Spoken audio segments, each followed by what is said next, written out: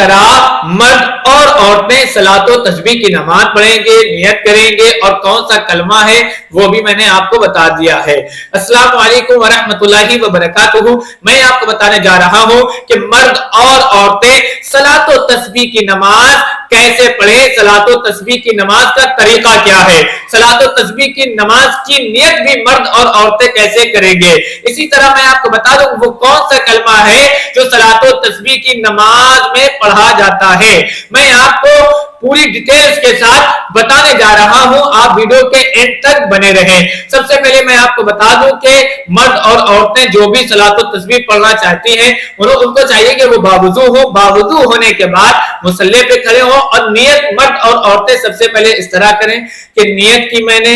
4 رکعت نماز صلاۃ و تسبیح کی، واسطے اللہ تعالیٰ کے منہ میرا کعبہ شریف کی طرف، اللہ اکبر، نیت باندھ لی جائے گی۔ نیت باندھنے کے بعد چاہے وہ مرد ہو یا عورت ہو ثنا پڑھے، ثنا پڑھنے کے بعد کلمہ پڑھا جائے گا 15 مرتبہ، یہ والا جو میں آپ کو بتانے جا رہا ہوں، سبحان اللہ والحمدللہ ولا الہ الا اللہ واللہ اکبر ولا حول ولا قوت الا باللہ العلی العظیم۔ اس کلمے کو پورا بھی پڑھ سکتے ہیں، اگر آپ پورا نہیں پڑھ پا رہے ہیں تو آپ کو چاہیے کہ آپ اتنا ہی پڑھ لیں، سبحان اللہ والحمدللہ ولا الہ الا اللہ واللہ اکبر، واللہ اکبر تک بھی کلمہ پڑھا جا سکتا ہے۔ تو نیت باندھنے کے بعد ثنا پڑھنے کے بعد 15 مرتبہ اسی کلمے کو پڑھا جائے گا۔ پھر اس کے بعد اعوذ باللہ بسم اللہ پڑھنے کے بعد سورہ فاتحہ یعنی الحمدللہ شریف پڑھی جائے گی۔ اس کے بعد کوئی سورہ ملائی جائے گی، سورۃ قرآن میں سے ملائی جائے گی۔ پھر اس کے بعد مرد یا عورتیں جو بھی نماز پڑھ رہی ہوں ان کو چاہیے کہ پھر 10 مرتبہ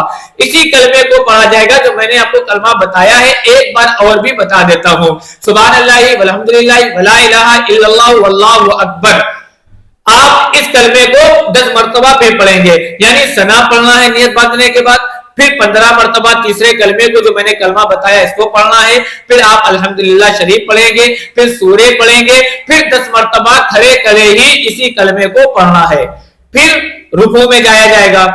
10 بار کلمہ پڑھنے کے بعد، پھر رکوع میں جا کر رکوع کی تسبیح پڑھی جائے گی، رکوع کی 3 بار یا 7 مرتبہ جو ہے رکوع کی تسبیح پڑھنے کے بعد پھر 10 مرتبہ رکوع میں اسی کلمے کو پڑھا جائے گا۔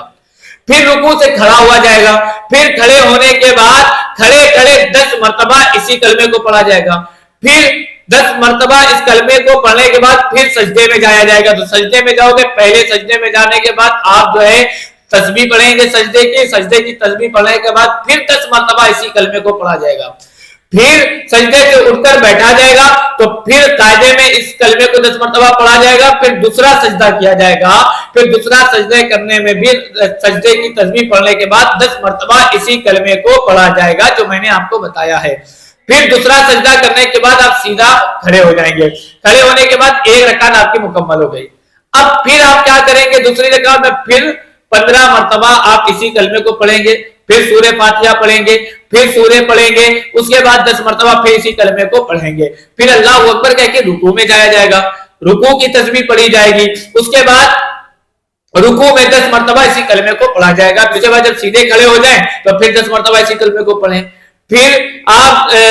کھڑے ہونے کے بعد 10 مرتبہ کلمہ پڑھنے کے بعد پھر آپ سجدے میں جائیں تو پہلے سجدے میں بھی سجدے کی تسبیح پڑھ کے آپ اسی کلمے کو پڑھیں گے، پھر پہلا سجدہ کرنے کے بعد جو بیٹھیں گے تو پھر آپ 10 مرتبہ اسی تسبیح کو پڑھیں گے، پھر آپ دوسرا سجدہ کریں گے تو پھر آپ سجدے کی تسبیح کے بعد اسی کلمے کو پڑھیں گے، پھر آپ جو ہے قاعدے میں بیٹھ جائیں گے،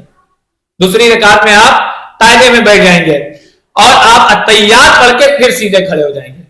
پھر جس طرح 2 رکعت آپ نے ادا کی ہے نا، اسی طرح تیسری رکعت بھی ادا کریں گے۔ پھر آپ جو ہے تیسری رکعت ادا کرنے کے بعد پھر آپ چوتھی رکعت بھی اسی طرح ادا کریں گے،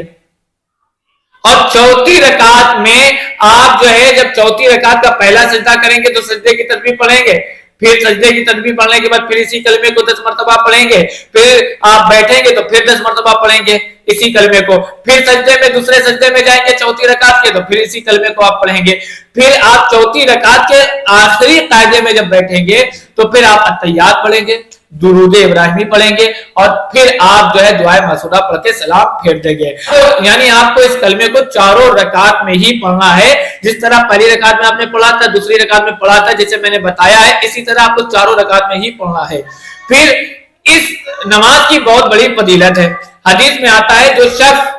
इस नमाज को पढ़ता है तो उसके गुनाहों को माफ कर दिया जाता है, ऐसा वो गुनाहों से पाक साफ हो जाता है जैसे वो अपनी माँ के पेट से पैदा हुआ। तो इसकी बहुत बड़ी फजीलत है। नियत भी बताई, तरीका भी बताया है। आप इसको जो है 2-3 बार वीडियो देखेंगे तो इंशाल्लाह अच्छी तरीके से आप समझ जाएंगे।